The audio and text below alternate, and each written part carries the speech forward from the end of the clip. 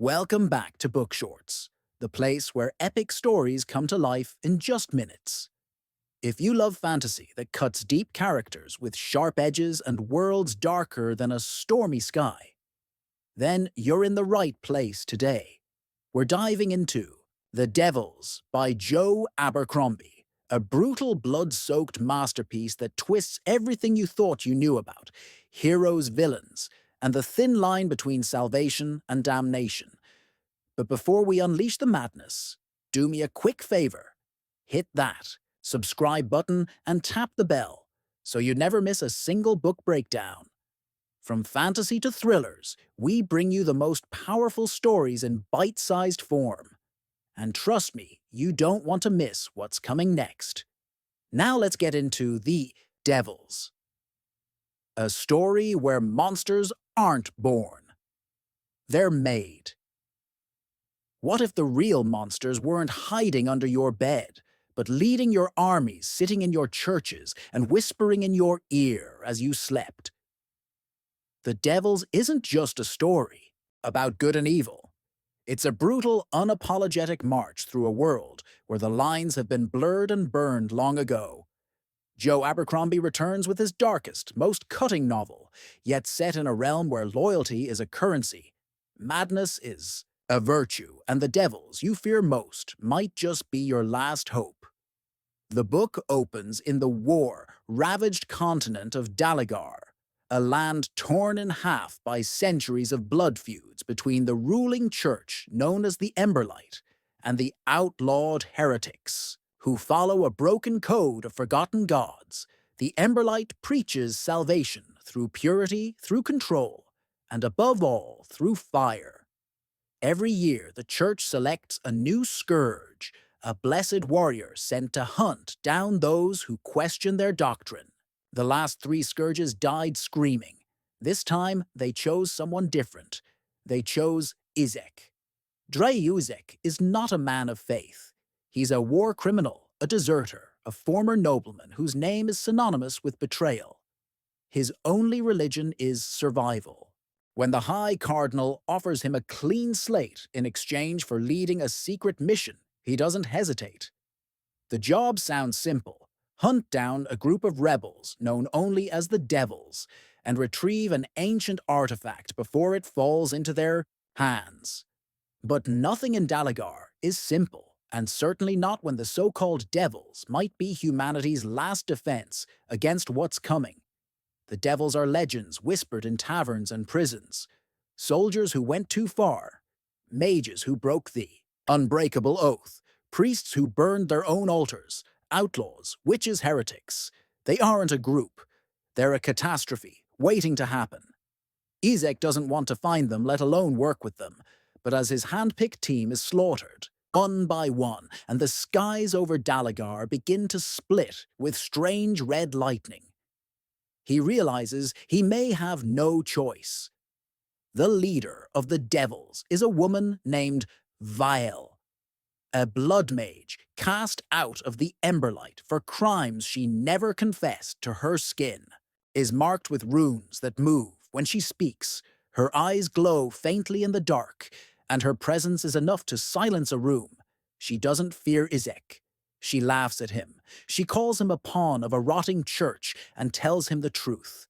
The artifact isn't a weapon, it's a prison, and someone is trying to open it. As the story unfolds, it becomes clear that the real enemy isn't the church or the heretics. It's something older, something forgotten, something that the Emberlight buried centuries ago beneath temples and cathedrals, a force of chaos that feeds on belief, on conflict, and on blood.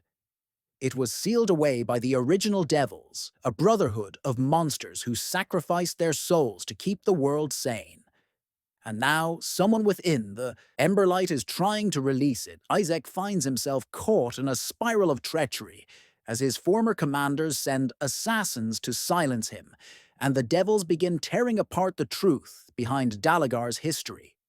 They travel through shattered cities, ancient catacombs, and war-haunted forests. They battle flesh-bound demons, twisted remnants of the First Purge, and cursed relics still whispering the names of the dead. The deeper they dig, the more horrifying the truth becomes. Dalagar was never saved. It was silenced. Among the devils are characters as vivid and broken as any Abercrombie has ever written. There's Rule the cannibal tactician, who only eats the dead of his enemies and has a code more rigid than any priest. There's Mira, a blind prophetess, who sees too much and speaks too little. And there's the Crow, a man who died and came back with no soul but 1,000 memories, not all his own. They don't trust Izek, but they need him because only someone baptized in blood can wield the artifact, and only someone with nothing left to lose can face what's coming. The middle of the book turns from a chase to a siege as the Emberlight declares a holy war on the devils, branding them as harbingers of the end times. Cities burn as civil war erupts, and the people begin to question everything they were taught. The line between church and cult fades fast, and it becomes clear that the Emberlight is no longer fighting for peace or order, but for control at any cost. Izek is forced to make impossible choices. Every time he tries to walk away, another piece of truth drags him back in. He sees the rot inside the church he once served, the lies masked as prayers, and the innocents buried in unmarked graves. But the devils aren't saints either. They have done terrible things in the name of freedom, in the name of vengeance, and now they ask him to become one of them. The climax of the book is a battle unlike any other. As the prison begins to crack and the being inside, known only as the voice, starts to leak into the world. It doesn't speak in words, it speaks in thoughts, in fears, in memories, twisted out of shape. The weak go mad, the strong begin to change. Reality fractures as time bleeds, and those who listen too long vanish into smoke. The only way to stop it is to reseal the prison from the inside, but doing so would require someone to give up everything, even their name. In the final chapters, Izek confronts his past, his failures, his betrayals. He faces the High Cardinal in a brutal no-magic, no-tricks duel that leaves both men broken but only one standing. He chooses to descend into the heart of the prison, guided by Vale and the last surviving devils. Together, they confront the voice, which takes the form of everything they regret, every soul they've killed, every choice they never made. It's not a traditional fight, it's a war of identity, of memory, of will, and Izek, who has spent his life running from who he was, finally chooses to become something else. He doesn't win, he doesn't lose. He becomes the lock. The devils scatter afterward, broken but alive. The world remembers them as villains and monsters. But Dalagar has a chance now. A real one. The final scene is haunting.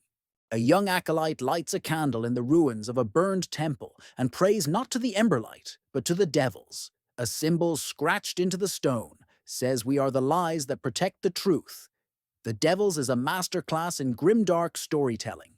Abercrombie doesn't offer hope wrapped in a bow. He offers questions, blood-soaked and bitter. What makes someone a devil who decides who gets to be a hero? And what are we willing to become to survive? The book is brutal, honest, and unforgettable. You're looking for a clean-cut battle between light and dark. This is not your story. But if you crave complex characters, razor-sharp dialogue, relentless action, and a world that feels like it could bleed off the page, then The Devils is your next obsession. This isn't a story about saving the world. It's about what's left when the world has already been damned, and sometimes to fight monsters, you don't need saints. You need devils. If you want to listen full audiobook for free, link in description.